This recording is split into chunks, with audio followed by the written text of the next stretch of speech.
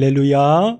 우리 앞에 뒤에 함께 인사하겠습니다. 나에게 주어진 포도원을 가꿉시다. 인사하겠습니다. 나에게 주어진 포도원을 가꿉시다. 감사합니다. 시골에 저희 부모님께서 그 작은 가게 하나를 이렇게 임대를 해주셨어요. 그동안 가게를 좀 비워놨다가 코로나 경기 때문에 안 좋아서 비워놨다가 코로나가 좀 이렇게 풀리면서 임대를 내놓았는데, 한 젊은 청년 한 명이, 한 20대 후반 정도 되는 청년 한 명이 제가 이 가게를 좀 얻어서 조개구이 가게를 좀 했으면 좋겠다, 식당을 좀 세를 좀 깎아달라, 막 통사정을 해서 월세를 이렇게 주시게 됐어요. 몇 개월 친구와 함께 동업하고 창업해서 열심히 일한다는 소식을 계속 전해 듣게 됐어요. 그런데 시간이 좀 이렇게 차츰 지나가면서 월세가 조금씩 밀리기 시작하는 거예요. 그리고 한 달, 두 달, 그러고는 가게를 문 닫는 일이 점점점 길어지게 되는 겁니다. 그래서 어머니가 이제 걱정이 되시니까 꼭 이제 손자 같은 청년이 일을 하니까 전화를 하는데 전화 안 받는 거죠. 문자를 보내도 문자를 받지도 않고, 나중에는 전화를 차단시키고 급기야는 전화번호를 바꿔버리고 이렇게 되는 겁니다. 그래서 도대체 문은 잠겨 있고 안에 집기류는 그대로 있고 들어갈 수도 없잖아요. 가택 침입 같은 그런 개념이 되니까 세를 줬어도. 그래서 계속 마음을 끓이고 있는데 어느 날 밤에 1톤차 하나가 와서 짐을 다 싣고 가버렸다라는 거예요. 그 앞에 다른 이제 장사하신 분들이 이제 어머니께, 아버지께 말씀을 드린 거죠. 그리고 나서 또 얼마 있다가 나머지 짐을 실러 또 어떤 차가 왔는데, 아버지가 이렇게 계시다가 그 짐 싣고 가는 그 트럭 그 기사분한테 그 사람 전화번호를 달라고 해서 통화를 했는데, 뭐 남아있는 거 그냥 까고 그렇게 하시면 되잖아요, 뭐 이런 식으로 해서 그러고 말았다는 거죠. 열흘 안에 인수인계 해주겠다고 하는데 가타부타 지금 얘기도 없고 답보 상태, 지금도 그렇습니다. 그래서 어제 통화를 해보니까 내년 4월이 계약 만기인데 4월까지 그냥 비워두려고, 이거 속 끓이고 힘들어서 안 될 것 같다고, 그거 가지고 있다가 얼마 더 달라고 인테리어비 받고 나가려고 하는 것 같다, 그렇게 이야기하시면서 내년 계약 만료까지 가서 그냥 취소하고 새로 하면 된다, 그렇게 이야기를 하시더라고요. 그래서 거기가 10평밖에 안 되거든요. 작은 공간이에요. 근데 그 세 하나 내는 게 이거 너무 힘드네, 뭐 이렇게 복잡해, 세 내면 세 맞고 아니면 나가고 이런 건 줄 알았는데 생각보다 참 복잡하더라고요. 별것 아닌데, 그 세도 사실 몇십만 원 안 되는 돈이지만 참 어렵구나, 이런 거 하나 빌려주고 그렇게 속 썩이는 거 너무 어렵다, 이런 생각을 갖게 되더라고요. 누군가에게, 하물며 누군가에게 내가 가지고 있는 정말 소중한 것을 믿고 맡겨서 잘 관리해주고 잘 지켜주라고 그것을 내어준다는 것은요, 이것은 세를 주는 것과는 또 다른 의미의 너무도 어렵고 힘든 결정이겠다라는 생각을 하게 합니다. 오늘 우리가 읽은 비유의 말씀이 그렇습니다. 오늘 비유에 등장하는 포도원의 소재는 말씀을 듣던 유대인들에게 너무도 익숙한 말씀입니다.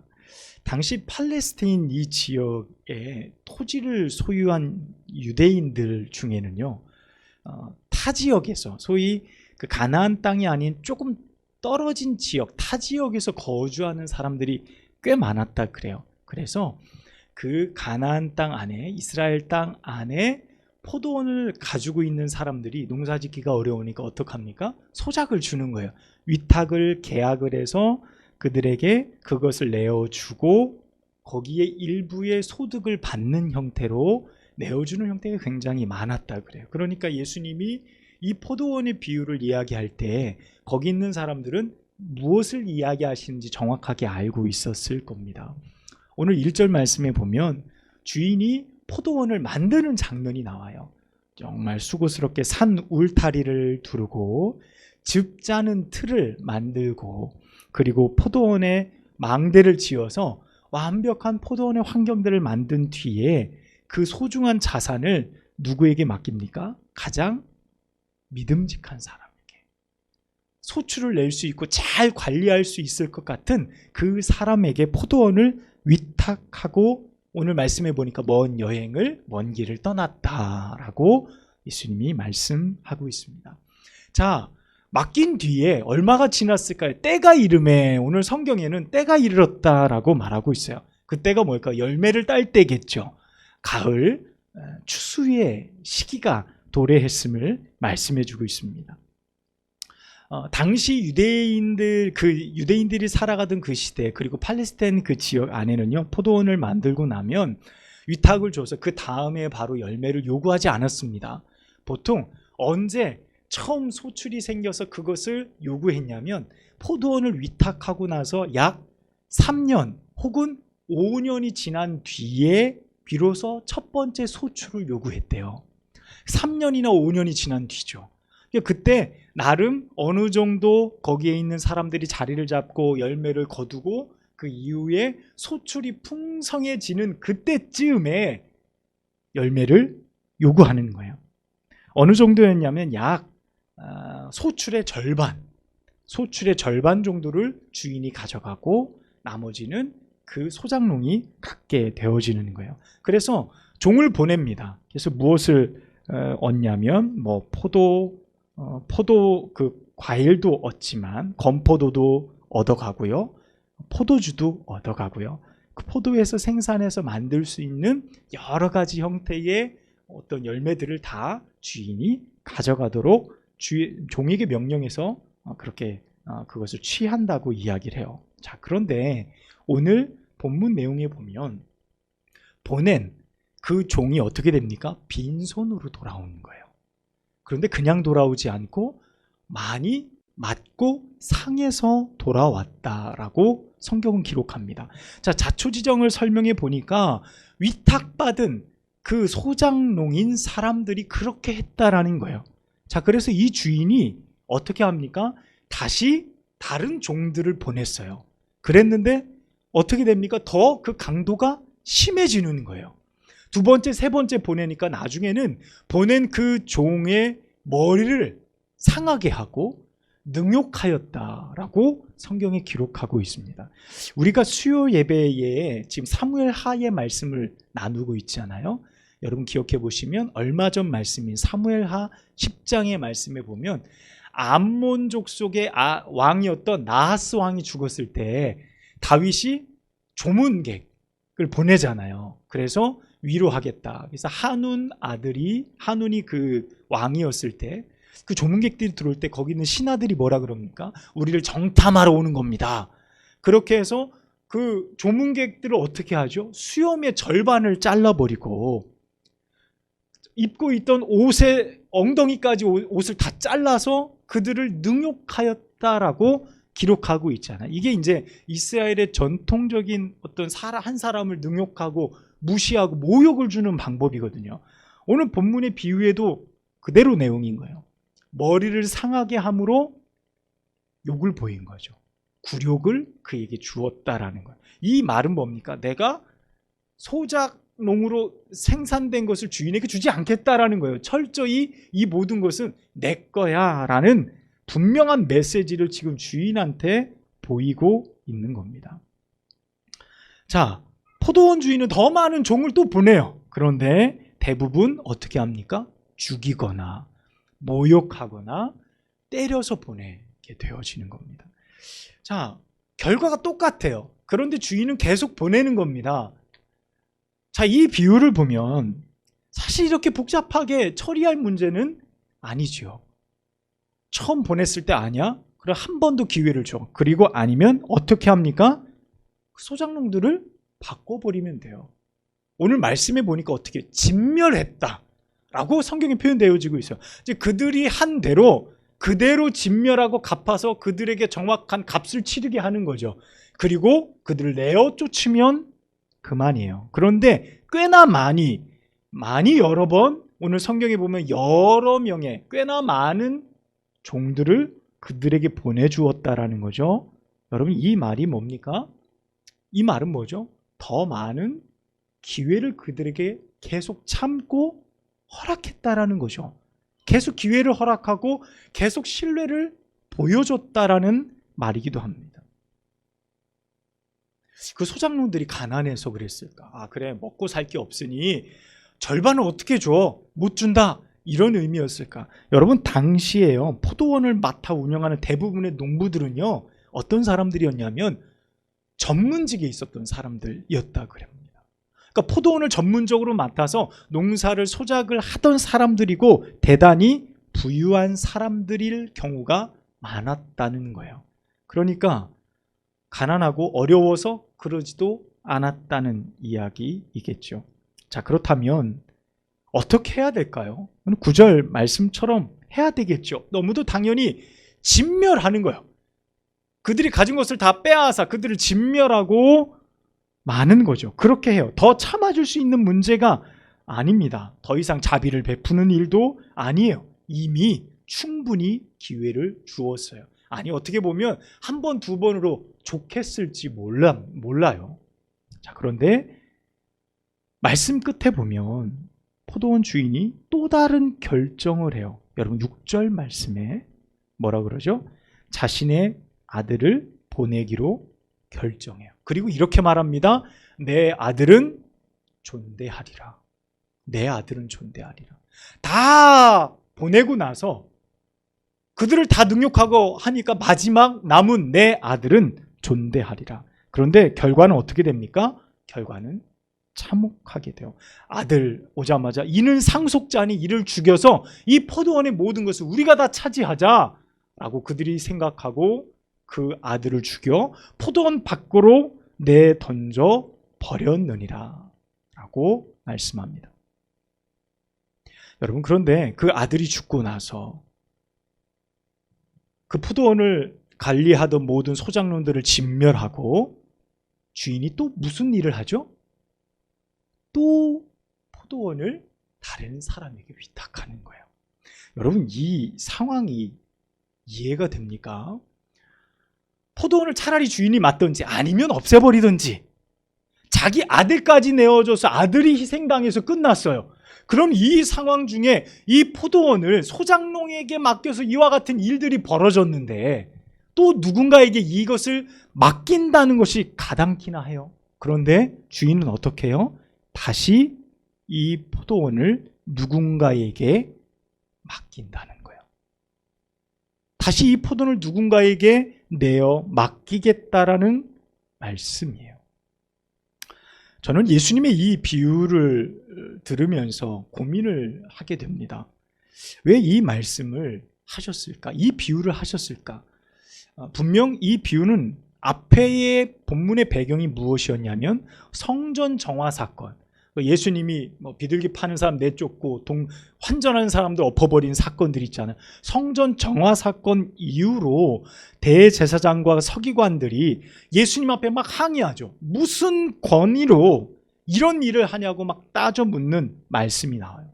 사실 10절과 11절 본문의 말씀은요, 시편 118편 22절과 23절을 예수님이 인용하신 말씀이에요. 건축자들이 버린 돌이 모퉁이 돌이 되었다라는 것, 우리가 그것을 볼 때 너무나 놀랍다라는 이 말씀이 시편의 말씀이거든요. 여기서 말하는 건축자들이 내어버린 돌, 다시 말해서 소작농들이 그 아들이다, 상속자다, 우리가 죽이자라고 하고 죽여서 포도원 밖으로 던져버렸던 그 아들의 존재, 그가 누구일까요? 사랑하는 아들. 그들이 내 아들만큼은 존대할 것이다, 귀하게 봐줄 것이다, 그의 말은 들을 것이다 라고 기대했던 나의 사랑하는 아들, 그분이 누구죠? 바로 예수 그리스도를 상징하고 있는 거예요. 그러면 그 소작농들은 누굽니까? 유대인들, 선택받았다라고 이야기하는 선민들, 그들이죠. 종교 지도자들, 바리새인들, 서기관들, 많은 사람들, 그들을 지칭하고 있는 거예요. 그러니까 이 말씀을 들었을 때 오늘 12절 말씀 끝에 그들이 그 말이 누구를 향한 줄 알았다는 거예요? 나를 향한 말인 줄 그들이 깨달았다라는 거죠. 그 비유의 말씀 가운데 그렇게 불의한 농부들, 악한 농부들이 바로 자신들이었다라는 사실을 깨닫게 되어지는 거예요. 보낸 수많은 선지자들 중에, 수많은 종들 중에 누구도 있어요? 예수님 바로 앞에 와서 그 길을 예비한 세례 요한도 있잖아요. 세례 요한도 어떻게 합니까? 헤롯에게 의해서 목이 잘려 쟁반에 받쳐서 나오는 그런 마지막을 그가 보내게 됐잖아요. 그가 외친 메시지가 뭡니까? 회개하라, 독사의 자식들아 라고 이야기하며 타락했던 그들의 모습을 외쳤죠. 회개로. 그러니까 돌이키라는 거예요. 하나님 앞에 돌아와 너희가 드릴 분명한 예물과 열매를 하나님 앞에 올려드려라라는 거예요. 그런데 그들이 주기를 싫어하죠. 내 것이다, 내 것이다. 이 포도원은 나만의 것이야.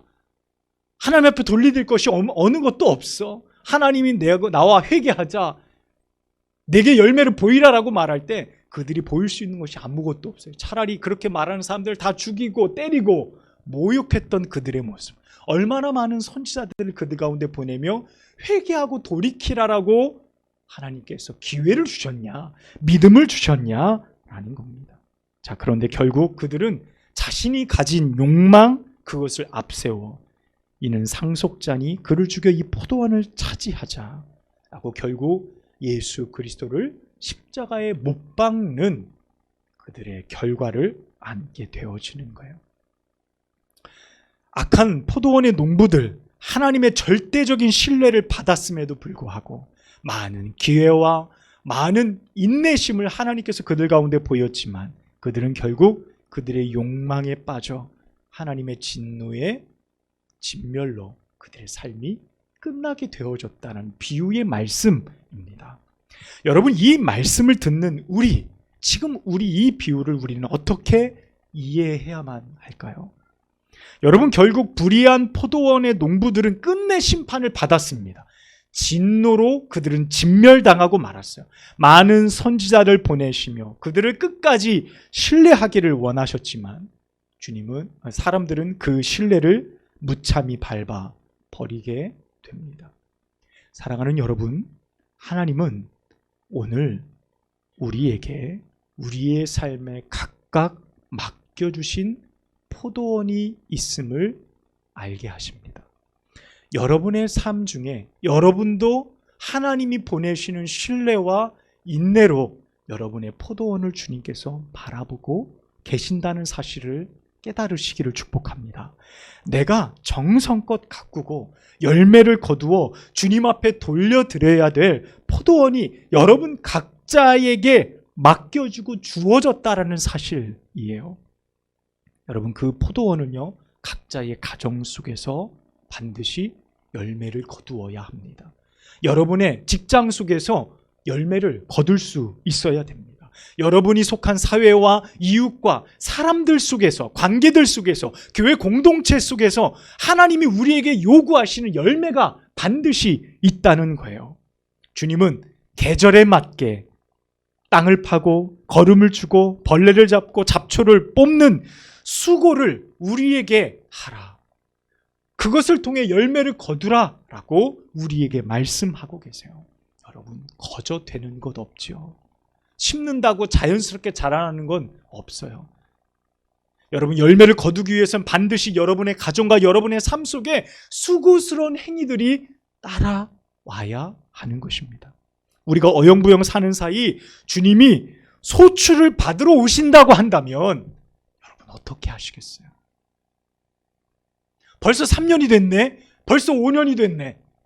그 악한 농부들이 벌써 소출을 받으러 온 그 종 앞에서 두려움을 느꼈을지 모르죠. 그리고 그를 때려 돌려보낸 것처럼 주님이 우리에게 소출을 받으러 오셨을 때 우리는 유구무원으로 일관할까요? 아니면 악한 농부들처럼 나의 이익만 탐하며 결국 심판당하고 말까요? 사랑하는 여러분, 당신의 아들까지 아끼지 않으시고 우리의 삶의 귀한 포도원을 맡기신 하나님의 신뢰와 사랑을 저버려서는 안 될 것입니다. 시간이 빠르다고 말하죠. 우리 얼굴에 주름살이 늘어난다라고 말하면서 주께서 회개하자, 주께서 내게 열매를 보이라 라고 말할 때를 준비하지 않는다면 우리는 그날이 너무도 도적처럼 속히 와 그날을 감히 감당할 수 없게 되어질 줄로 믿습니다. 시간이 우리를 기다려주지 않는 것처럼 그날도 속히 우리 가운데 임하게 될 거예요. 사랑하는 여러분, 여러분의 가정의 포도원에 꽃이 피었습니까? 우리 교회 앞마당 대추나무에 꽃이 피었어요. 우리가 항상 틈만 나면 베어버리려고 늘 호시탐탐 노리고 있지만 저 대추나무는 꽃을 피웠더라고요. 벌이 날라왔고 나비가 그곳에서 꿀을 따요. 꽃이 피었다라는 것은 올 가을에 많은 열매를 맺겠다는 신호를 우리 가운데 보내는 거예요. 이 신호는 무엇이죠? 주인에게 기쁨이 되잖아요. 와, 열매가 많겠다라는 기쁨입니다. 여러분의 가정 가운데, 여러분의 포도원 가운데 이 꽃이 피었습니까? 꽃향기가 풍성해서 벌이 날라오고 나비가 날라와 나의 가정 가운데 풍성하게 열매를 기대할 소망이 있습니까? 여러분, 그러기 위해선 오늘 1절의 말씀과 같이 여러분의 포도원에 망대를 세우고 울타리를 두르고 포도즙 틀을 세우고 가지를 쳐주고 거름을 주고 땅을 두릅하고 벌레를 잡는 수고스러움이 있어야 되는 거예요. 여러분, 그 수고스러움이 있을 때에 비로소 우리가 열매를 기대할 수 있는 것입니다. 여러분, 하루하루 겨우겨우 살아가지 마십시오. 시간 때우며 살아가지 마십시오. 겨우겨우 살다가 이제 쉴 수 있네 라고 말하지 마세요. 여러분, 하루하루 매일매일 나의 삶이 하나님이 함께 하시는 나의 삶의 포도원을 가꾸기에 기뻐하시기를 주님의 이름으로 축복합니다. 여러분의 그 귀한 많은 열매를 온전히 주님 앞에 드려 정말 주님께서 잘하였다, 착하고 충성된 종아 라고 말씀하시는 귀한 축복이 우리 모두에게 임하기를 주님의 이름으로 축복합니다. 기도하겠습니다. 하나님 아버지, 오늘 우리에게 주신 말씀 기억합니다. 우리의 삶에 맡기신 포도원, 우리가 생명을 다해 온전히 가꾸고 수고의 땀을 흘리게 마다하지 않도록 인도하여 주옵소서. 그리하여서 꽃을 피워 많은 열매로 우리 주님의 손에 올려드릴 수 있는 우리 모두가 되어줄 수 있도록 인도하여 주옵소서. 저 땅 끝에서 우리가 주님을 만날 때 주께 드릴 노래와 주께 드릴 열매를 가득 안고 주님 앞에 내어드릴 수 있는 우리 모두가 되어지게 하옵소서. 예수 그리스도의 이름으로 간절히 기도하옵나이다. 아멘.